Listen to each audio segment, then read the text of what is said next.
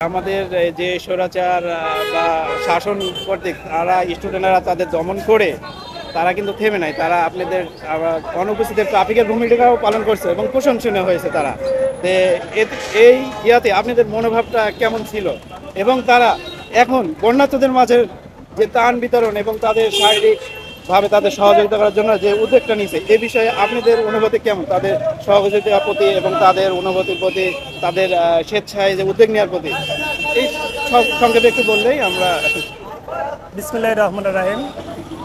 আমি অনেক খুশি, কারণ খুশি আমি এর জন্য বাংলাদেশের মানব সমাজকে সুন্দর এবং ভালো রাখার জন্য একটা ভালো উদ্যোগ, নিঃসন্দেহে অনেক ভালো উদ্যোগ।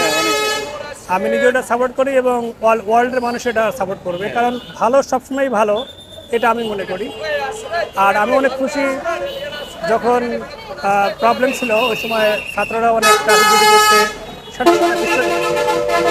এখন বাংলাদেশের প্রায় 11টি জেলায় বন্যায় সমস্যা হচ্ছে মানুষের, তাদের ত্রাণ দিতেছে।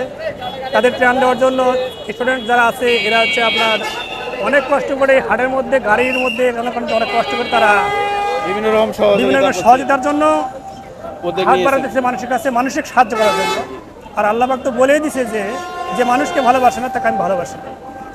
আমি এই ভাইদের সাথে কথা বলছি, যারা স্টুডেন্ট যারা ছিল, আমি বলে দিচ্ছি যে আপনাদের যে কাজ করতেছেন এটা আল্লাহ পাক অনেক খুশি হবে, যা আপনাদের ভবিষ্যতে অনেক ভালো হবে, কারণ আল্লাহ আপনাদেরকে অনেক সুখে রাখবে, শান্তিতে রাখবে।